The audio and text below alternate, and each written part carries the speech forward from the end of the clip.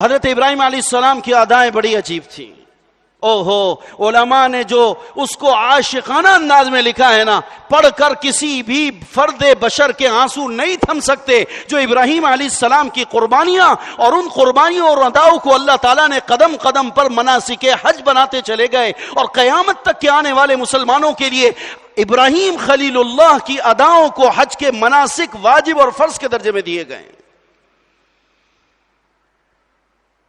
ابراہیم علیہ السلام دوڑ رہے تو ساری قوم کو دوڑا دیا، مائی ہاجرہ دوڑ رہی ہے تو ساری قوم کو دوڑانا ضروری قرار دے دیا۔ انہوں نے اگر قربانی کری تو ساری قوم کے لیے قربانی کو ضروری قرار دے دیا۔ انہوں نے اگر کسی جگہ پر پتھر مارے تو ساری قوم سے پتھر وہاں لگوائے گئے۔ انہوں نے اگر کسی گھر کے دیوانہ وار عاشقانہ اور مجنونوں والی حالت کے اندر اگر چکر لگائے تو ساری قوم کے لیے اس چکر لگانے کو واجب قرار دے دیا گیا۔ انہوں نے اگر بیت اللہ کے کسی کونے کے کسی پتھر کو محبت سے چوما تو سارے حاجیوں کے لیے اس کا چومنا ضروری قرار دے دیا گیا۔ انہوں نے کہیں 2 رکعت پڑھی تو سارے حاجیوں کے لیے وہ 2 رکعت ضروری ہو گئی۔ انہوں نے اگر کھڑے ہو کے پانی پی لیا تو اس جگہ پر سب کے لیے پانی پینا ضروری قرار دے دیا گیا۔ اگر وہ بیت اللہ سے نکل کر مینا چلے گئے تو سب کو مینا نکال دیا۔ وہ مینا کی وادی سے دیوانہ وار نکل کے مزدلفہ اور عرفات کی طرف چلے گئے تو مزدلفہ کے راستے سے سب کو عرفات میں بلا لیا۔ ابراہیم خلیل اللہ نے اس دھوپ کے میدان کے اندر اگر چند گھنٹے عرفات کے اندر گزار لیے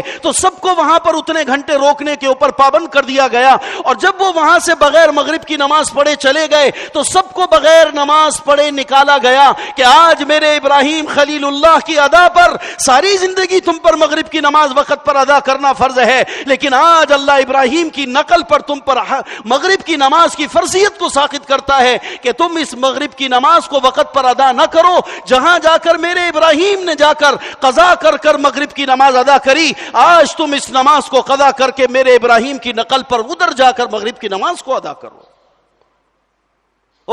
میرے بھائیوں، حج کیا ہے؟